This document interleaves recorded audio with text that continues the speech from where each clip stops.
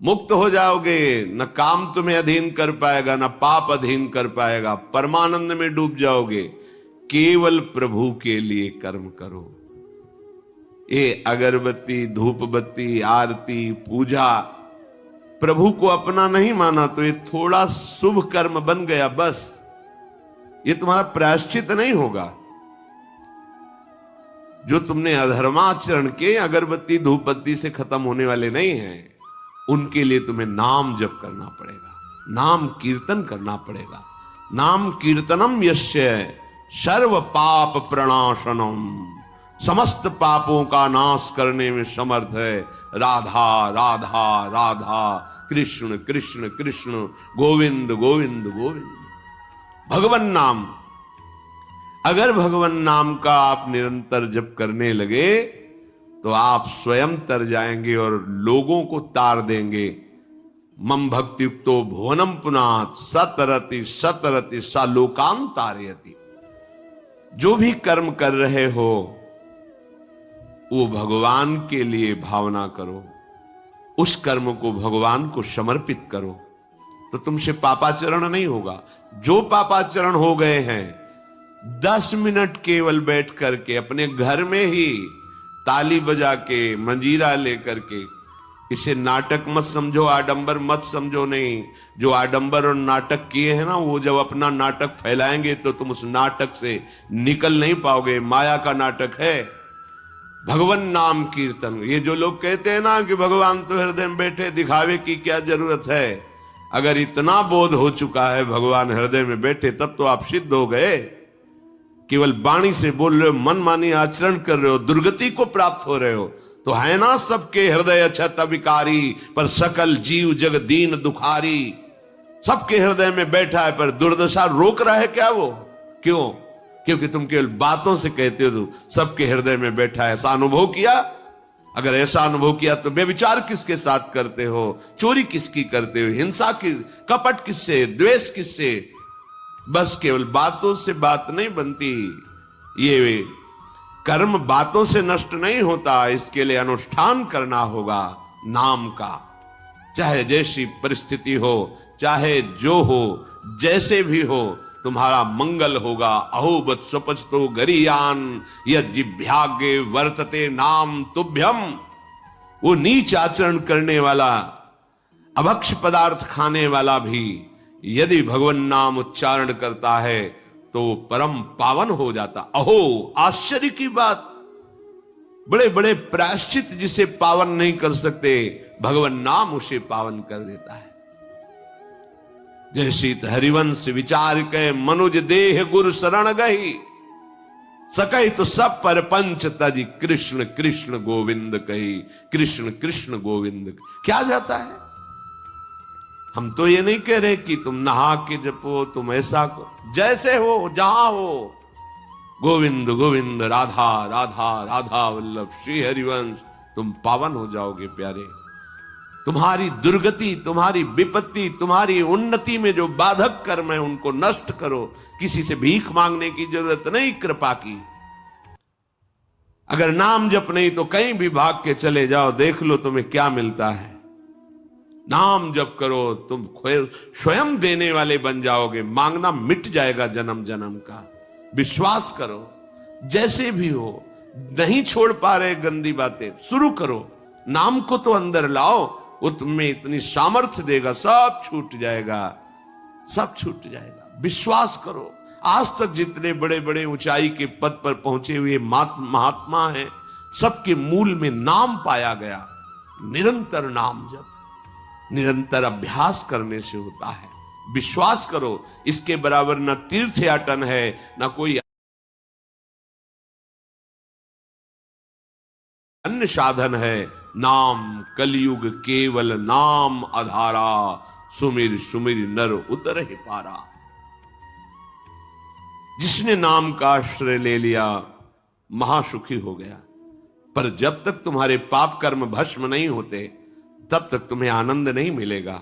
इसलिए विश्वास करके दीर्घ काल तक सम्मान पूर्वक, आदर पूर्वक हृदय में नाम जप करो। जब पाप वासनाएं नष्ट हो जाएंगी, पाप प्रवृत्ति नष्ट हो जाएगी, तब आनंद की धारा तुम्हें कोई भी विपत्ति, कोई भी संकट परास्त नहीं कर पाएगा।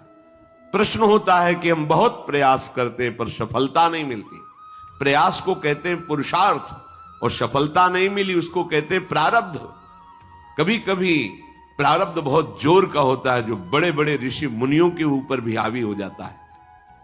पर पुरुषार्थ व्यर्थ नहीं जाता। यदि वो सत है तो तुम्हारा पुरुषार्थ भी तो असत है। अगर राधा राधा बीच में बोलते रहो और प्रभु की भावना कर लो कि 8 घंटे से जो काम कर रहा हूं वो समय और वो कार्य दोनों प्रभु को समर्पित करते हैं, अब ये सत्य पुरुषार्थ हो गया। अब प्रारब्ध को बदलने की सामर्थ्य आ गई तुम्हारे पुरुषार्थ में। खिलवाड़ नहीं है जो तुम एक भी कर्म करते हो वो कर्म सुरक्षित है, वो तुम्हें दंड दे के रहेगा या तुम्हें सुखी करके रहेगा। असत है, पाप है तो दंड देगा, सत है, सुकृत है तो सुखी करेगा। विश्वास मानिए, ये सत्य वार्ता है, ये कोई चाटुकारिता की बात नहीं है। सत्य में सत्य रहता है, चाहे जो युग हो, चाहे जो समय हो, सत्य अपना प्रभाव दिखा के रहता है।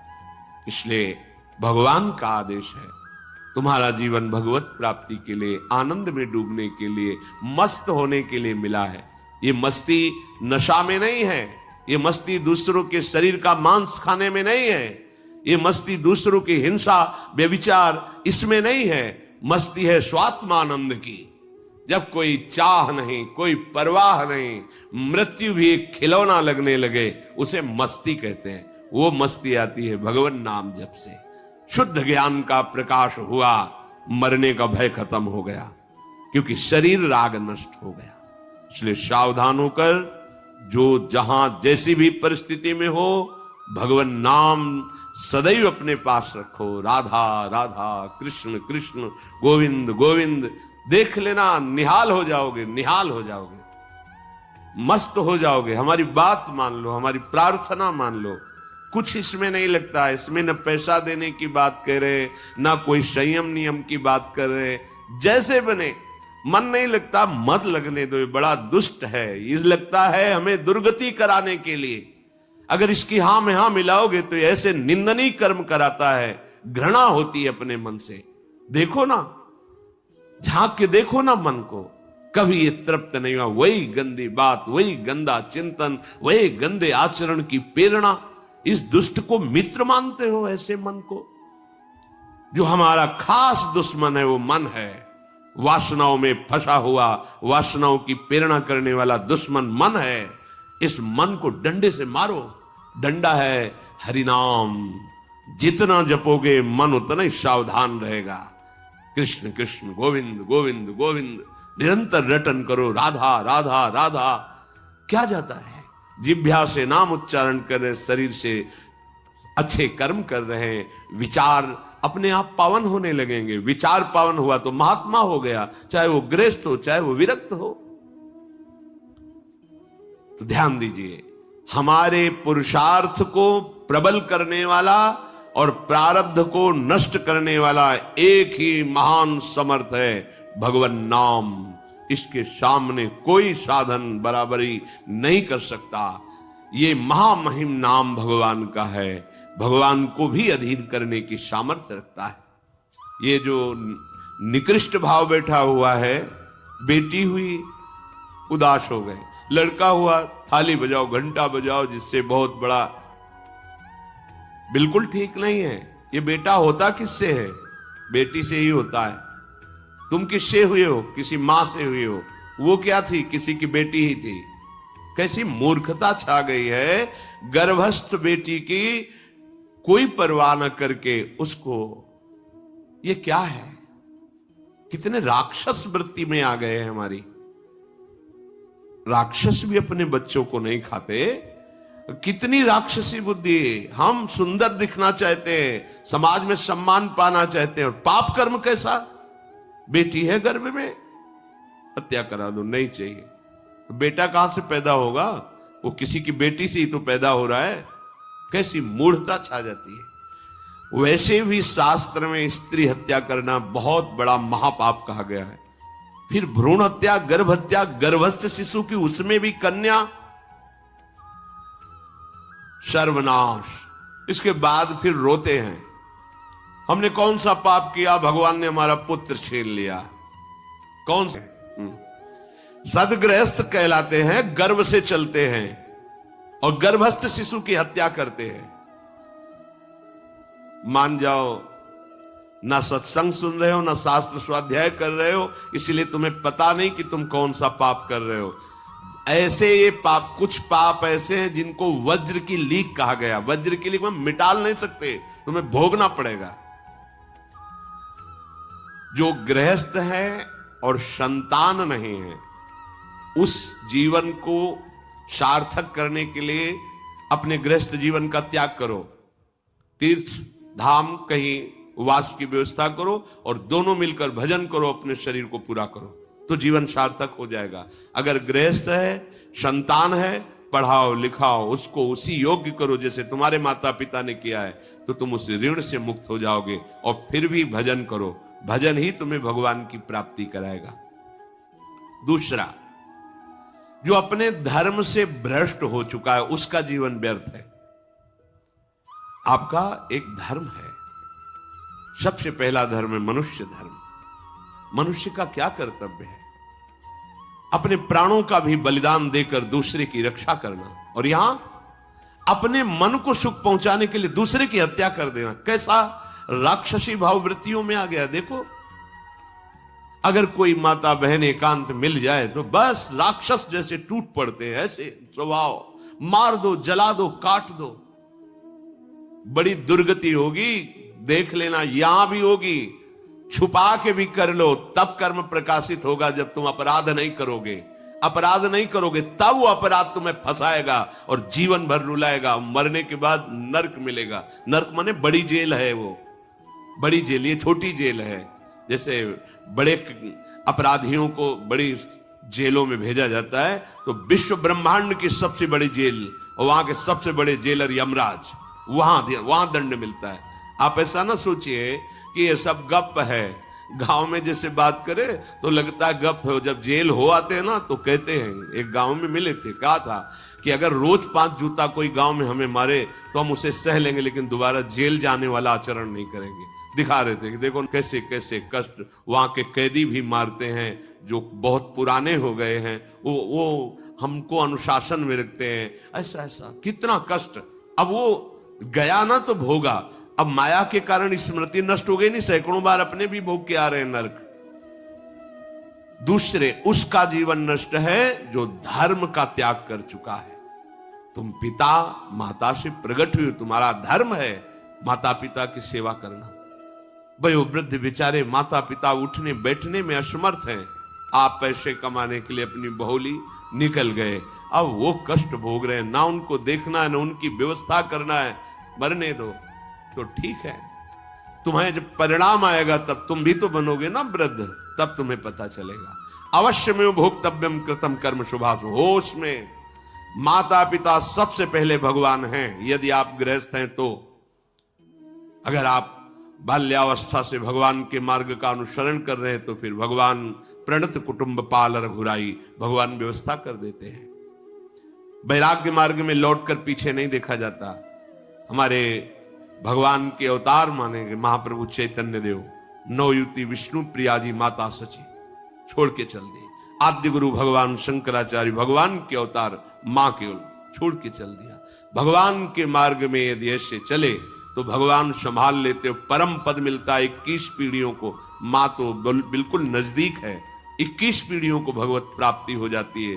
और शब्द है प्रणत कुटुंब पाल रघुराई, भगवान स्वयं उसके परिवार का पोषण करते हैं। पर यदि गृहस्थ धर्म में हो और अपने माता पिता का त्याग कर दिया, उनकी सेवा नहीं करते, वो दुख भोग रहे, तो नरक यंत्रणा मिलेगी और जीते जी तुम उन्नति को प्राप्त नहीं हो सकते। तुम्हें भले उन्नति दिखाई देती हो, बाद में परिणाम देख लेना आप। तीसरा, जो दूसरों के भोजन छीनने की चेष्टा में रहता है, कैसे इसका धन अपहरण कर लें, कैसी जमीन अपहरण कर लें, कैसे इसकी अव्यवस्था पैदा कर दें इसके जीवन में, जो केवल अपने ही सुख को देखता है उसकी दुर्गति होती है। तीसरा, उसका जीवन व्यर्थ है। जो दूसरों के सुख का अपहरण करके सुखी होना चाहता है, सदैव केवल अपने सुख में डूबना, सोचना कैसे मैं सुखी हो जाऊं, अधर्माचरण करूं, छीन लूं, क्या करूं, कैसे करूं, उसका जीवन व्यर्थ है।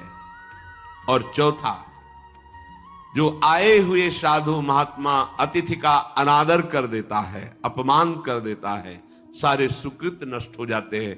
ये चार का जीवन बिल्कुल व्यर्थ हो जाता है। इनको असत जीवन कहा गया है, वृथा जीवन कहा गया है। इसलिए हे युधिष्ठिर, ये चार दोष कभी हृदय में ना आने पावे। आरूढ़ पतिते दत्तो मन्यायोपहृतम चेयत व्यर्थम तु पतिते दानम ब्राह्मणे तस्करे तथा। बहुत ध्यान देने योग्य बात।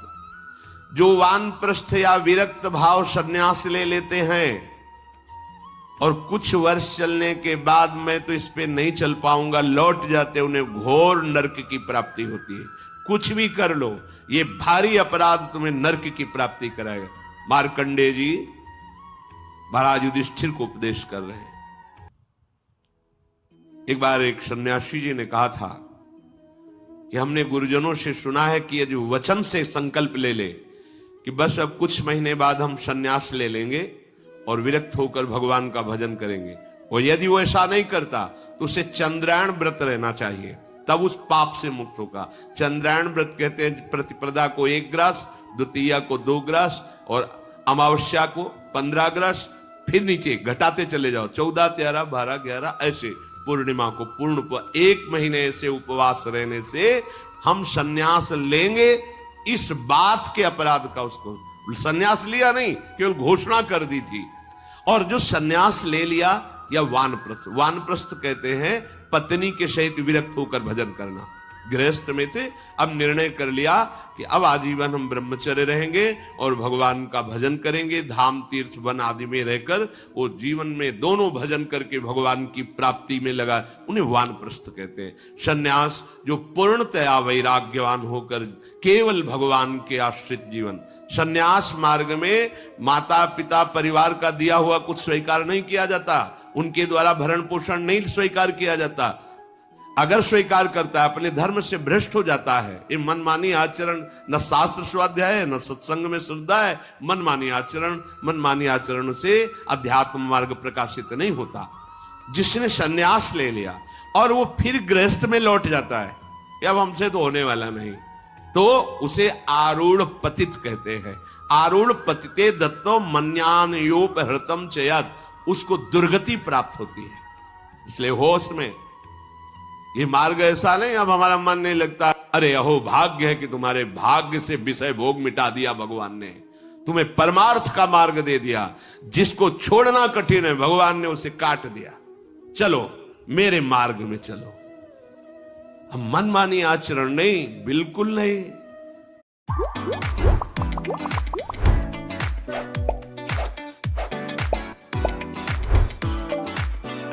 Unless it involves karaoke. बिल्कुल नहीं। यहां शास्त्र आदेश करता है, ऐसे नहीं होना चाहिए कि 4 दिन हुए कपड़ा उतार दिया, कपड़े बदल लिए, 5वें दिन फिर उसी पोशाक में। तो जानते हो इससे क्या होगा? जीवन भर कुछ कर लो, दुर्गति प्राप्त होगी। तस्मात् शास्त्रम प्रमाणम ते कार्य, ये कानून है। कानून में फंस गए तो सजा निश्चित होगी। ये भागवतिक कानून, जैसे एक राजकीय कानून है, तो ये भागवतिक त्रिभुवन का कानून है। त्रिभुवन में कहीं यही कानून काम करेगा। अलग अलग देश का कानून है, लेकिन ये त्रिभुवन का कानून है, विश्व का कानून है, ये भगवदीय कानून है। अगर इसमें फंस गए तो निकलना मुश्किल हो जाएगा। बहुत शास्त्र के अनुसार चलो। तो जो वानप्रस्थ या सन्यास लेकर के पुनः गृहस्थ धर्म से युक्त हो जाता है, उसकी दुर्गति निश्चित हो जाती है। आप तुम वो कर ही नहीं पाओगे। जैसे कहते हैं अब मंत्र ले लिया, आप क्या जाने की जरूरत है? मंत्र प्रकाशित ही नहीं होगा, जप ही नहीं पाओगे। लिख के देख लो, ये शब्द लिख लो, मंत्र नहीं प्रकाशित होगा, जप ही नहीं पाओगे। खिलवाड़ है परमार्थ चलना। एक एक अक्षर में अगर त्रुटि हो जाती तो छाती जलेगी। कैसे गलती कैसे होगी? एक अक्षर भी अगर शास्त्र सम्मत इष्ट प्रेरित है हृदय शीतल रहेगा, परमार्थ प्रकाशित रहेगा, ये मार्ग है। अब कौन शास्त्र स्वाध्याय करता है?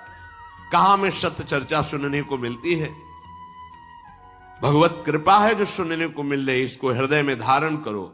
जो जीवन हमें भगवान ने दिया है ये निंदनीय जीवन नहीं है, ये रोने वाला जीवन नहीं कि हाय हमें दूल्हा नहीं मिला, दुल्हन नहीं मिली, हाँ संसार के भोग नहीं मिले, परिवार बड़ी कृपा हुई, जिस दलदल से हम नहीं निकल सकते थे, नहीं निकल पाए अनंत जन्मों से, आज हमारी लाडली ने फूल जैसा मुझे अलग कर दिया। ये गृह कारज नाना जंजाला, ते अति दुर्गम शैल विशाला, ये शर्म आवत अति कठिनाई, राम कृपा बिनु आए न जाई।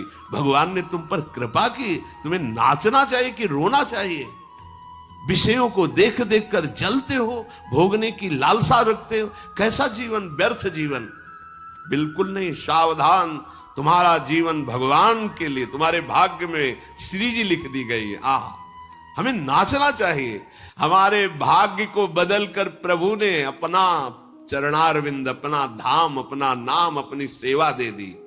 धिक्कार है अगर ऐसे होने पर भी ललचाए और उस मार्ग की तरफ जाए जहां से श्री जी ने निकाल लिया है। तो जो वानप्रस्थ या संन्यास धर्म स्वीकार करके पुनः गृहस्थ धर्म का आश्रय ले लेता है, उसकी नारकी गति होती, दुर्गति होती है।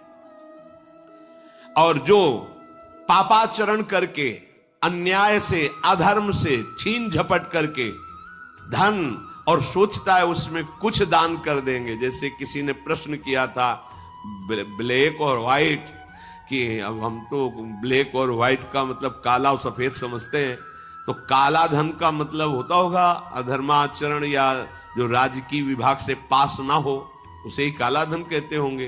तो काला धन काला ही रहता है, कोई व्हाइट नहीं कर सकता उसे। जमा कर लो, एक समय आएगा कि ट्रक में लद के सब चला जाएगा, तुम भी लद के चले जाओगे। अगर वो समय ना आया तो यमराज के दूत तुम्हें ले जाएंगे, सब यही पड़ा रहेगा। होश में चलो। दान किसे कहते हैं? खूब मेहनत करो, धर्म से कमाओ, फिर उससे एक रोटी की व्यवस्था किसी की भी कर दो, उसे सतदान कहते हैं। लाखों बेईमानी से कमाए, अधर्म आचरण से दूसरों को चूस चूस के ऐसा दुख दे कर फिर सोचा कि लाख में 10,000 दे देते हैं, व्हाइट हो जाएगा। व्हाइट नहीं हो जाएगा, ये और तुम्हारे ऊपर आक्रमण कराएगा, क्योंकि जिनको दे रहे हो उनकी भी बुद्धि तो भ्रष्ट होगी, तो तुम्हारा धर्म बनाना, हाँ व्हाइट नहीं होगा, फाइट होगी, मार पिटाई शुरू करवाएगा, वो ऐसे आचरण करवाएगा, जहां जाएगा वहां खोपड़ी फोड़ेगा, उसका परिणाम जब आपके आएगा तो आपकी खोपड़ी फूटेगी। व्हाइट तो तब हो सकता है जब व्हाइट चलो। व्हाइट का तात्पर्य होता प्रकाश, श्वेत, ये लक्षण सतोगुण का। सात्विक भाव से चलो, मेहनत की कमाई से, पसीना चुहा के खूब मेहनत किया और फिर किसी को दिया, तुम्हारा परिवार उन्नतिशील रहेगा, तुम्हें लोक परलोक में सुख प्राप्त होगा। अन्याय से कमाए हुए धन का दान पतित कर देता है, पतित कर देता है। अब इसमें एक उपाय है, मुझे पता नहीं था, प्रमादवश मेरे से गलती हो गई, कभी जीवन में गलती नहीं करूंगा, अब सुधार के लिए करो, हो जाएगा। मुझे पता नहीं था, मैंने कभी सुना ही नहीं था, बस यही था कि धन प्राप्त करूं, धन प्राप्त करूं, और गलती हो गई। अब मुझे पता चला कि मैंने गलत किया है, तो अब लो नशानी, अब ना नशे करो, गौ सेवा, संत सेवा, ठाकुर सेवा, गलती आगे से नहीं करूंगा। ये एक सूत्र बहुत बड़े, अबलो नशानी अबना नशे, ये सबको पावन कर देता है, सब कुछ पावन कर देता है। पर ये ऐसा नहीं कि हम 100 कमा रहे हैं बेईमानी से तो 10 देते रहेंगे तो 90 व्हाइट होते रहेंगे, ऐसा कदापि कहीं नहीं लिखा। ये शास्त्र है, तस्मात् शास्त्रम प्रमाणन्ते। कई बार लोग प्रश्न करते हैं इस विषय का, ध्यान से सुन लो। अन्याय से कमाया हुआ धन अगर उसे हम दान भी करते हैं तो वो पतित ही करेगा, गिराएगा ही, किसी काम का नहीं है। आगे वर्णन कर रहे हैं कि धर्म से कमाया हुआ दान अगर ऐसे को दोगे तो वो भी व्यर्थ हो जाएगा। कैसा? मिथ्यावादी, पापाचरण करने वाला, झूठ बोलता है, पापाचरण करता है, और आप उसे दान कर रहे हैं, बाद में वो पाप करेगा तो उसका फल आपको मिलेगा। उसके पाप के बढ़ावे में आप साझेदार हुए। आपका जो दान था उसके पाप में बढ़ावा देगा, आपको उसको साझेदारी का फल भोगना पड़ेगा। कृतज्ञ, जो दूसरे के किए हुए को उपकार को नहीं मानता, अभिमानी और मदिरा पान करने वाला, अब आपसे पैसा लिया, शराब पिया, गंदे आचरण किए, आप उसके हिस्सेदारी बने। ऐसा थोड़ी दान की कोई मांग रहा है दे दो। बहुत पात्र और अपात्रता का निर्णय करके दिया जाता है। ऐसे नहीं कि मांग रहा है तो देना ही पड़ेगा, नहीं। हमें अधिकार समझ में आवे कि हमारे द्वारा दिए हुए धन का सदुपयोग हो रहा है, वहां पात्र देख करके धन आदि का दान किया जाता है। जो पतित हो चुका है, जो अधर्म व्यवसायी है, जो तमोगुण से आवृत रहते हैं और अंदर क्रोध भरा रहता है, अहंकार पूर्वक दान करते, मेरा सम्मान हो, ऐसे का दान ही नहीं स्वीकार करना चाहिए। ऐसे का दिया हुआ दान व्यर्थ हो जाता है, उसे निश्चित अन्य योनियों में जाके कष्ट भोगना पड़ता है। तामसी अहंकारी दान करने वाला परिणाम में दुख ही भोगता है। मैंने दिया, ये मैंने बनवाया, ये मैंने किया, ये तमोगुण का लक्षण अहंकार है। श्रेष्ठ मंत्रवेत्ता, सतमार्ग में चलने वालों को दैन्य होकर छुपा कर दान देना, ये उत्तम लोगों की प्राप्ति कराने वाला है। देखना है, धर्म से चलता है। हम जो धन देंगे उसका धर्म में प्रयोग होगा। मंत्रवेत्ता है, निरंतर मंत्र का अनुष्ठान करता रहता, पावर है। अगर हमारा धन ऐसी जगह गया तो हमारे पापों का नाश करके